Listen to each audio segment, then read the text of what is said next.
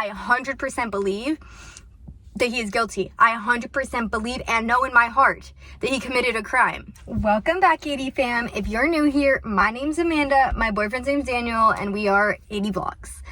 So today I just wanted to take some time and kind of follow up on the video we had just posted, our vlog, where I kind of briefly mentioned that an FBI agent was looking to get in contact with me. Now, because this is still ongoing, I don't want to give too many details, but I kind of want to talk about like the mental health aspect of it, how it's affecting me, and all of that. So if you haven't seen that video, you totally should go watch it. When I got the call initially that the person that robbed me, I'm not going to mention which of the three, because again, if you're new here, I've been robbed 3 different times by 3 different people. Talk about unlucky. But anyways, so one of the 3 guys that had robbed me is going to trial, and I was asked to testify. Now, at first, I was super excited. I was like, okay, I'm gonna get my power back. Like, this is it. It's like the light at the end of the tunnel, basically. But after I finally spoke with the agent, I really thought about it, and I thought if this would actually be like the best thing for me. And I was thinking, and I was like, you know what? Like, I work every day to try to be better than I was yesterday in life. But what I'm referring to in this moment is like with my PTSD and my anxiety and all of that, you know? So it's like, I've been trying to put this out of my head. I've been trying to work on coping mechanisms. And I guess my fear is that if I go to court and I testify, seeing this person that caused this traumatic event against me, I'm afraid it's going to trigger me. It's going to make me feel anxious. It's going to make me feel those exact same feelings I felt back when I got robbed. And so I was talking to Daniel, and he's like, you know what, you need to just call her back, tell her exactly what you're telling me, and go from there. And so I call her back, and I explained to her basically everything I told to you guys, a little more in detail. And she told me, okay, you know, I completely understand. We're gonna go ahead and connect you with I think it's called like the victims department, or I don't remember the exact name right now, but basically people that have, you know, had to go through traumatic events. These are resources that are able to help you get through that, like counseling and all that type of stuff. So I'm like, okay, this is what I need. This is my light at the end of the tunnel. I need to get help. I need to work through this professionally. And so I'm like excited, like great, like this guy's case is going to trial, which means, you know, maybe he is gonna finally get in trouble for the actions that he's done. But also I'm able to get the help that I need, and that's most important. So I'm feeling good about it, you know, like it's still in the back of my mind. I knew that she'd be reaching out to me again with those resources, but I just felt like a weight lifted off my shoulders when I told her, you know, I don't feel comfortable doing it. And I thought, that's fine, you don't have to, just we'll get you these resources and that'll be all good. Well, unfortunately not. Fortunately and unfortunately. So she called me back last week, and I thought it was with the resources, but she basically told me that I still am required to testify, and that these resources are going to help me get mentally prepared to testify. Oh yeah. And so that's cool. And like, believe me, like I am so grateful for these resources. I know they're gonna help me far beyond this trial, because I need to work through these issues. But I don't know, just like all the anxiety like came back to me, and I was like, wait, I still have to do this.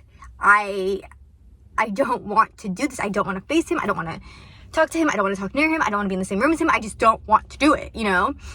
And I took this phone call before work, of course, you know, not thinking it's going to be anything crazy.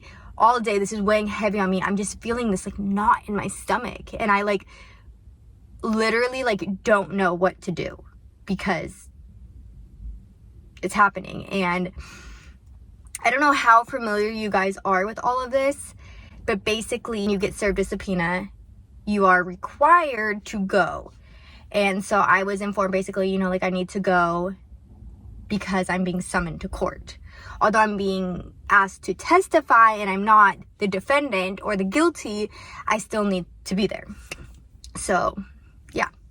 So anyway, so then I'm feeling stressed out all day. I called Daniel on my break. We talk about it and he's like, we're going to figure it out. Like, it's going to be okay. I talked to my grandma and she's like, you know what, like, it's okay. Like, Daniel and I, we can go with you. Like, when it comes down to it, we'll be there for you. Like, you don't have to do this alone. Like, it's going to be okay. And so I'm like feeling better that I'm having a support system, but I'm also feeling anxious because I still don't want to do this. And like, I'm so grateful I'm getting these resources. My family is there for me, but like, I don't want to do it. Like, I 100% believe that he is guilty. I 100% believe and know in my heart that he committed a crime. But I don't want to be a part of this. I never wanted to be a part of this to begin with. Do you get what I'm saying? Like, I'm 100% on board with the fact that he should serve time. He did and committed a crime. I don't want to put my mental health at risk. And that may sound selfish, but what being robbed multiple times has done to me has absolutely destroyed my life, and I just don't even feel like I'm living in my own body. Like, it's a very undescribable feeling, and I literally feel like I never have any control in my life or my emotions, and it just sucks that even in this moment I felt that too. But anyway, going forward, so that night I read over the subpoena, I have Daniel read it over, you know, I'm just really trying to gather my thoughts and figure out what I'm going to do about this. And so Daniel's reading and he finds a number to, I believe, the victim's department, which is where I'm going to get my resources. And he said, you know what, like, maybe talk to them. Maybe call them and see if maybe they can go about this in a different way or something like that, because maybe they'll be more understanding or familiar to what you're going through emotionally. So, you know, I was nervous, but I was like, okay, if this is my answer to not testify, I'll do it. I'll call her and I will talk to her and we'll figure this out.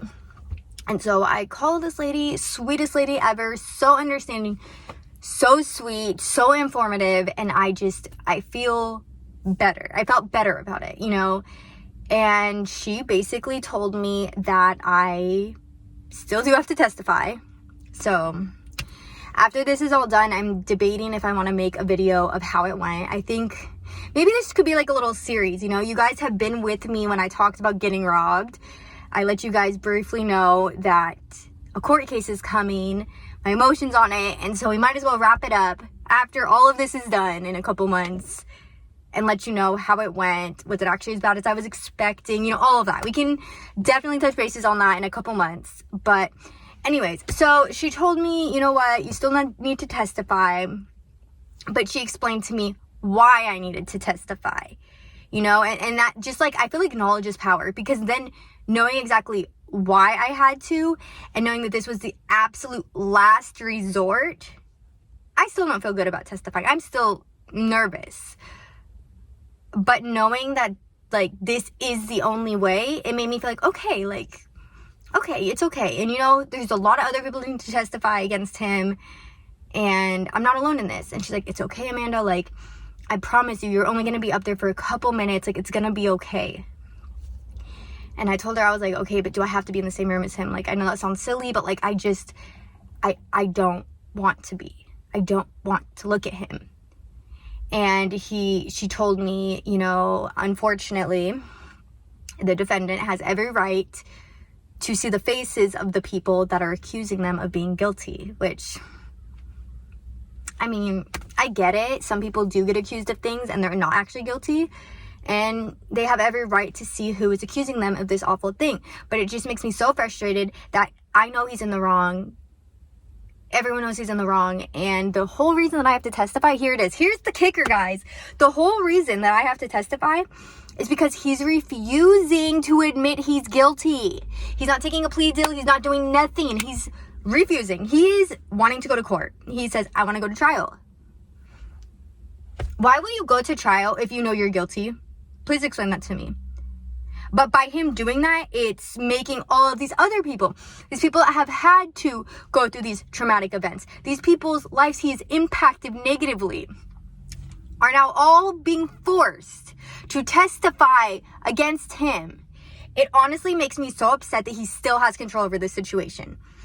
But, in a couple months, hopefully justice will be served and everything will be done and there will be one less criminal on the streets. Yeah, it's a lot, and it just kind of sucks because all of this, this trial takes place right after Daniel and I get back from Hawaii, and I've really been looking forward to going to Hawaii, and I'm still gonna have an amazing time. It's Daniel's 30th birthday. What? He's getting so old. But I'd rather him be old and me have him forever. But anyways, so I was really excited for that trip in general, but I was super excited. This was Daniel and I's first week vacation. Usually we'll go, when we went to Arizona, we went for a couple days, but this was 7 days. So we're going to Hawaii. I felt we're really gonna be able to recharge, go back to work, feeling brand new. And right as we're getting back, I'm gonna have to go to court. But it's okay. Maybe it'll get me in the right, calm mindset. I already promised Daniel. He already told me, he was please don't let this take over our trip. Let's just have a good time. And I'm you know what? You're right. You're right. Let's have a good time. So I'm not going to let this guy have more power over me than he already has. So I'm going to go out to Hawaii with Daniel and we're going to have an amazing time. I'm going to get back. I'm going to testify and justice will be served one way or another. But anyways, guys, I love you so, so, so much. If you haven't already, make sure to like, comment, share, and subscribe. Join the 80 fam because we're consistent this year. We're going to be here. We're growing. And there's plenty of room for more people to join. So anyways, let's see. What do I want you to comment down below? Because some of y'all aren't commenting. And I still want to talk to you. So comment down below. Comment down below your favorite food. Okay? Because I'm really indecisive when it comes to eating, and maybe if I can look at a list, I'll know what to eat, and then Daniel will be happier. So by you commenting down below, you could be helping my relationship. Daniel and I could be fighting less about what to eat. Okay, but on a serious note, I love you all so much, and I will see you next time. Bye.